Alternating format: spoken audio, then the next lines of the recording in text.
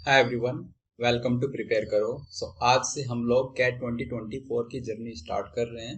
Every day 6 PM आपको यहाँ पर क्वांट का एक लेक्चर मिलेगा और उससे आप अपनी क्वांट की पूरी प्रिपरेशन कर सकते हैं। तो हम लोग टारगेट करेंगे कि 3 to 4 मंथ्स में क्वांट का कंप्लीट सिलेबस हो जाए। उसके बाद हम लोग वर्कशॉप्स को ज़्यादा टाइम दे पाएंगे, रिविजन हमारा स्टार्ट हो जाएगा उसके बाद से। ठीक है, तो ये टारगेट करते हैं और डेली हम लोग यहाँ पर क्वांट डिस्कस करेंगे। 6 PM आप बने रहिए। ओके, तो आज का जो टॉपिक है वो है सिंपल इक्वेशंस। और सिंपल इक्वेशंस में ये टॉपिक्स हम लोग कवर करेंगे one by one. Introduction to equations, right, linear equation in one variables, two variables, then ये कुछ स्पेसिफिक टाइप ऑफ प्रॉब्लम्स जो आपसे एग्जाम में पूछी जाती हैं। फिर हम लोग आगे बढ़ेंगे linear equation in three variables पर। एंड ये लास्ट टू बहुत इंपॉर्टेंट पार्ट्स हैं जिससे आपका काफी टाइम सेव होता है। तो टाइम सेविंग अप्रोचेस हैं, series of variables and the reverse approach. तो ये भी मैं यहीं पर कवर करूंगा। तो आज हम लोग स्टार्ट करेंगे इक्वेशंस का इंट्रोडक्शन और उसमें फिर डिस्कस करेंगे linear equation in one variable को। तो स्टार्ट करते हैं। इक्वेशन किसको हम लोग कहते हैं? So actually there are two terms, एक होता है एक्सप्रेशन और एक होता है इक्वेशन। जैसा कि मैं यहाँ पर ये मेंशन करता हूँ 2x + 5 और एक जगह मैंने मेंशन किया 2x + 5 = 0, राइट। सो जहां पर इक्वल साइन है उसको हम कंसिडर करते हैं एज इक्वेशन। बहुत लेमन टर्म्स में मैं आपको बता रहा हूँ ये चीज। अगर इक्वल साइन है तो इक्वेशन आप बोल देते हो, इक्वल साइन नहीं है तो आप उसको क्या बोलते हो? एक्सप्रेशन। बस ये डिफरेंस है दोनों में, राइट। और बाकी चीज अगर आप यहाँ से आइडेंटिफाई करें तो जैसे x एक वेरिएबल है यहाँ पर, राइट। 2 जो है वो x का कोफिशिएंट है, ये 2x के साथ आया है, so this 2 is coefficient of x। फिर ये 5 है कांस्टेंट टर्म, राइट। ये एक इक्वल साइन आया है यहाँ पर, तो ऐसे करके हम रिकॉग्नाइज कर सकते हैं, राइट। ये इक्वेशन और एक्सप्रेशन का डिफरेंस। अब अगर कोई भी इक्वेशन है तो उसमें क्या होता है कि उसमें आपको एक टर्म याद रखनी है, power, right. Highest power of variable, जिसको आप डिग्री ऑफ इक्वेशन बोलते हैं। तो इसको नोट डाउन करेंगे, right. Degree of equation, degree of equation, और ये क्या होता है?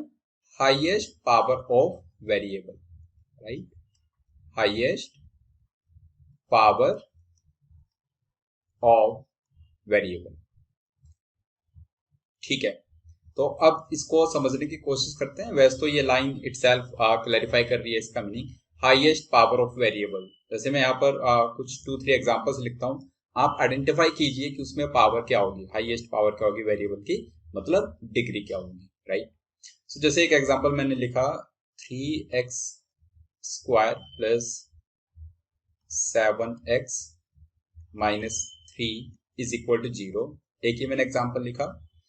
उसके बाद let's say x³ y + 7z = 0, right.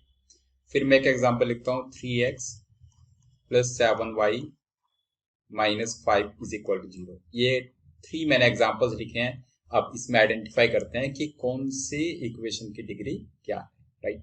सबसे पहली इक्वेशन है 3x² + 7x - 3। आप यहाँ पर देखोगे तो यहाँ पर जो वेरिएबल है वो x वेरिएबल है। एक जगह पर x की पावर 2 है और अगर पावर मेंशन नहीं है दैट मीन्स उसको हम 1 बोलते हैं, राइट। सो यहाँ पर पावर 1 है। तो अगर हाईएस्ट पावर की बात करें तो हाईएस्ट पावर तो 2 है। दैट मीन्स आप कह देंगे कि जो फर्स्ट इक्वेशन है उसकी डिग्री कितनी है? इसकी डिग्री आ गई 2। बहुत सिंपल तरीके से हम समझ पा रहे हैं बात, राइट। डिग्री = 2। ओके, दूसरी जो इक्वेशन है इसको ध्यान से समझेंगे, x³ y + 7z। यहां पर ये पूरी टर्म, इस पूरी टर्म में 2 वेरिएबल्स हैं, एक है x एंड एक है y, और ये मल्टीप्लीकेशन में है। तो ये चीज आप ध्यान रखिएगा, जब भी 2 वेरिएबल्स, 2 या 2 से ज्यादा वेरिएबल्स एक साथ मल्टीप्लाई हो रहे हैं, तो अगर आपसे उस वेरिएबल की पावर पूछी जाए, उस टर्म की पावर पूछी जाए, तो आप उन सभी की पावर्स को एक्यूमुलेट करके आंसर बताएंगे। What I am saying, x³ y है, राइट। तो x की पावर 3 है और y की पावर 1, और ये दोनों मल्टीप्लाई हुए हैं। तो अगर आप फर्स्ट टर्म में वेरिएबल की पावर बताएंगे तो पावर होगी 3 + 1, 3 x की पावर से और 1 y की पावर से। तो यहाँ पर जो टोटल पावर है, जो एक्यूमुलेट पावर हुई है बेसिकली वह 3 + 1 4, और ये z की पावर 1 है, वेरिएबल की पावर 1, तो यहाँ पर हाईएस्ट पावर की हम बात करें तो कितनी है 4। तो आप कह देंगे कि इसकी डिग्री कितनी है 4। ये बहुत इंपॉर्टेंट पॉइंट है, जब भी वेरिएबल्स एक साथ मल्टीप्लिकेशन में आ रहे हैं तो हमें कुछ ऐसा अप्रोच यूज करना होगा, राइट। थर्ड जो इक्वेशन है 3x + 7y - 5 = 0। यहाँ पर आप देखेंगे कि वेरिएबल x है, वेरिएबल y है, और दोनों की ही पावर सेम है, पावर इज 1। तो इसको सिंपली आप कह दोगे कि ये क्या है, डिग्री इक्वल्स टू 1, राइट। इसकी डिग्री 1 है। ओके, आज का जो सेशन है हमारा, या जो मैं पूरा टॉपिक आपको बता रहा हूं, लीनियर इक्वेशंस।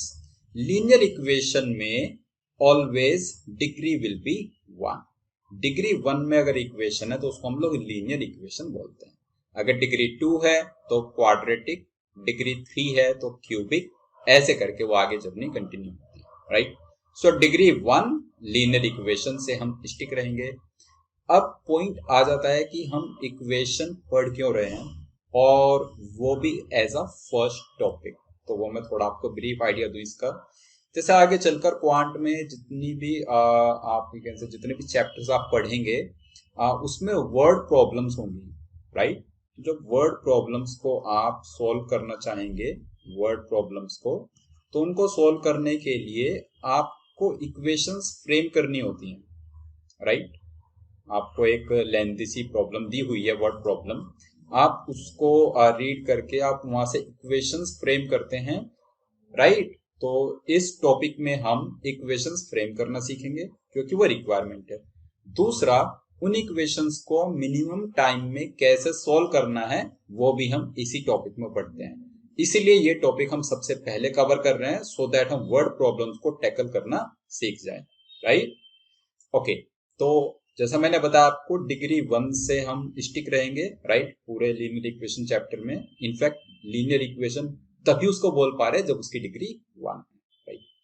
अब नेक्स्ट आ जाता है कि अगर लीनियर इक्वेशन है, मींस डिग्री 1 है लीनियर इक्वेशन, तो क्या उसको हम फर्दर क्लासिफाई कर सकते हैं। जैसा आपने देखा भी होगा, प्रीवियस राइट पर मैंने मेंशन किया हुआ है, linear equation in 1 variable, linear equation in 2 variables, linear equation in 3 variables। तो ऐसे करके हम क्लासिफाई करते हैं on the basis of number of variables, कि उस लीनियर इक्वेशन में वेरिएबल्स कितना आपने इंट्रोड्यूस किए। जैसे जो स्क्रीन पर ये इक्वेशन है 3x + 7y - 5 = 0, यहां पर कितने वेरिएबल्स है, 2 वेरिएबल्स है, एक x और एक y। तो इसको आप कह दो कि लीनियर इक्वेशन इन 2 वेरिएबल्स। वहीं पर एक बार इधर आ जाते हैं, यहाँ पर लिखा है 2x + 5 = 0, तो यहाँ पर सिर्फ एक ही वेरिएबल है x, इसको आप कह दोगे लीनियर इक्वेशन इन 1 वेरिएबल। ऐसे ही कल के दिन कोई ऐसा इक्वेशन हो सकती है 7x + 5y + 3z + 9 = 0, तो x y z 3 वेरिएबल आ जाएंगे, उसको आप कह दोगे लीनियर इक्वेशन इन 3 वेरिएबल्स। ऑलराइट, बहुत सिंपल, राइट, समझ आ रहा है हमें सारी चीजें। अब चलते हैं हम लोग लीनियर इक्वेशन इन 1 वेरिएबल। तो बेसिकली इक्वेशन फ्रेम कैसे करना है और उसको मिनिमम टाइम में कैसे सॉल्व करना है, दो हमारे एजेंडा होंगे, राइट। ओके, लीनियर इक्वेशन इन 1 वेरिएबल। अगर मैं स्टैंडर्ड इक्वेशन की बात करूं तो स्टैंडर्ड इक्वेशन होगी ax + b = 0। ये स्टैंडर्ड स्ट्रक्चर है, ax + b = 0। और ऐसी हर एक इक्वेशन के लिए आप लिख पाओगे वेरिएबल x कितना होगा, -b/a। और इसका मतलब है कि क्योंकि हमारे पास, जब भी हमारे पास लीनियर इक्वेशन इन 1 वेरिएबल है, a एंड b की वैल्यूज तो हमारे पास फिक्स है, राइट। जैसे 2x + 3 = 0 आप लिख रहे हो, तो 2x + 3 = 0 में a की वैल्यू 2 है और b की वैल्यू 3, तो a और b तो फिक्स है। मतलब आप यहाँ पर कह सकते हैं ना कि x कितना है, -3/2। तो ये ऑलवेज ट्रू है, मतलब जब भी आपके पास लीनियर इक्वेशन इन 1 वेरिएबल होगा, तो जो वेरिएबल है उसका सॉल्यूशन डेफिनेटली एग्जिस्ट करेगा और उसका सॉल्यूशन यूनिक होगा, ठीक है। ये हमेशा ये में याद रखना है। तो लीनियर इक्वेशन इन 1 variable always result into unique solution, always unique solution, ठीक है, और कोई केस इसमें पॉसिबल है ही नहीं, राइट। हमेशा इसका यूनिक सॉल्यूशन एग्जिस्ट करेगा। So ax plus b equals to 0 means x is equal to minus b upon a, right. Now जैसे जैसे नंबर ऑफ वेरिएबल्स इंक्रीज होते जाते हैं, ध्यान रखिएगा, जैसे जैसे नंबर ऑफ वेरिएबल्स इंक्रीज होते जाते हैं वैसे ही वैसे उसका सॉल्विंग टाइम भी इंक्रीज हो जाता है, ठीक है। तो हम जो ट्राई करते हैं, हम ट्राई करते हैं कि वेरिएबल्स को मिनिमाइज कर पाए, राइट। तो जो ये नोट पॉइंट बनाकर लिखें, इनफैक्ट आप, ये बहुत इंपॉर्टेंट पॉइंट है, मिनिमाइजेशन ऑफ वेरिएबल। ये हमारा बेसिकली एजेंडा होगा, हमें वेरिएबल्स को मिनिमाइज करना है, मिनिमाइजेशन ऑफ वेरिएबल्स। जितने कम से कम वेरिएबल्स आप इंट्रोड्यूस करोगे वर्ड प्रॉब्लम में, उतना ही जल्दी वो इक्वेशन आपकी सॉल्व होगी, right. So lesser the number of variables, laser will be the solving time, simple फंडा, ओके। अब मैं इस टॉपिक को basically linear equation in one variable को कंक्लूड करूंगा with to very good examples. आप समझने की कोशिश कीजिए एक एक क्वेश्चन, ठीक है। सो देखते हैं, सबसे पहला जो क्वेश्चन है वो है, a piece of string is 40 centimetre long, it is cut into 3 pieces, the longest piece is 3 times as long as the middle sized and the shortest piece is 23 centimeter shorter than the longest piece. So find the length of the shortest piece. ये आपको find out करना है। अब आपको already hint मिल चुका है, linear equation in one variable मैंने discuss किया और मैंने एक्सप्लेन किया मिनिमाइजेशन ऑफ वेरिएबल्स, मतलब आपको वेरिएबल्स कम से कम इंट्रोड्यूस करनी है, राइट। एक इसमें ये आप कर सकते हैं, आपने इस क्वेश्चन को देखा और सीधे आपने ये कह दिया कि अच्छा 3 पीसेस कट हुए हैं, तो मान लेते हैं लॉन्गेस्ट पीस की लेंथ x है, मिडिल साइज की लेंथ y और शॉर्टेस्ट पीस की लेंथ z। तो आप 3 वेरिएबल्स इंट्रोड्यूस कर सकते हैं, राइट। एक ये तरीका है। दूसरा तरीका है, आप थोड़ा सा डीप डाउन इसको पढ़ें और उससे समझें कि क्या वेरिएबल्स हम यहाँ पर थोड़े कट शॉर्ट कर सकते हैं। तो उसके लिए मैं आपको थोड़ा सा यहाँ पर एक्सप्लेन करना चाहूंगा, ये जो थ्योरी यहाँ पर लिखी है। A piece of string is 40 centimetre long, ये तो सम टोटल है लेंथ, राइट। पूरी स्ट्रिंग का जो सम टोटल है वो 40 सेंटीमीटर है, उसको 3 पीसेस में कट किया। The longest piece is 3 times as long as the middle sized, मतलब मैं ऐसे यहाँ पर एजम्पशन लेता हूं, एक जो मिडिल साइज्ड पीस है, मिडिल साइज्ड, लेट से मिडिल साइज्ड पीस कितना है हमारा x, मान ले एक बार। तो इससे क्या होगा, इससे आप कह दोगे कि लॉन्गेस्ट जो पीस है, लॉन्गेस्ट वो हो जाएगा इसका 3 times, और x का 3 times आप सीधे कहेंगे 3x, राइट। उसके बाद उसने कहा and the shortest piece is 23 centimetre shorter than the longest piece. Longest piece 3x आ चुका है, तो अब आप बताओ शॉर्टर पीस कितना होगा। शॉर्टेस्ट पीस वो लॉन्गेस्ट से 23 सेंटीमीटर शॉर्टर है, तो मतलब 3x से 23 सेंटीमीटर लेस। तो आपने सिर्फ एक वेरिएबल x को डिफाइन करके तीनों जो स्ट्रिंग है या तीनों जो पीसेस हैं उनकी लेंथ बता दी है। अब बताओ इसमें आगे जो स्टेप है उसको तो कर ही सकता आराम से हम लोग, क्योंकि हमें मालूम है कि तीनों पीस की जो टोटल लेंथ का सम है वो 40 सेंटीमीटर होना चाहिए। तो आप कह दोगे कि x plus 3x and plus 3x minus 23, और ये किसके बराबर आ जाएगा, is equal to 40 centimetre, right. So simple आपको यहां से 7x is 63, so x is 9। अगर x की वैल्यू 9 आ गई तो आप तीनों पीसेस की लेंथ बता सकते हैं, शॉर्टेस्ट पीस की भी लेंथ वहीं से आ जाएगी। मिडिल साइज की कितनी है 9, लॉन्गेस्ट की कितनी है 27, और शॉर्टेस्ट की कितनी है 27 में से 23 माइनस कर दीजिए विच इज 4। तो आप तीनों पीसेस की लेंथ यहाँ पर बता पाए, सिर्फ एक ही वेरिएबल से हमारा काम चल गया है, राइट। अब इसी स्टोरी को कंटिन्यू करते हैं नेक्स्ट एग्जांपल में, थोड़ा ध्यान से समझेंगे। क्वेश्चन कह रहा है in an organisation 3/5 of the employees are males. किसी भी ऑर्गेनाइजेशन में 3/5 employees are males. Among the males 2/3 link their bank account to their phone numbers while 60 female employees did not link. Okay.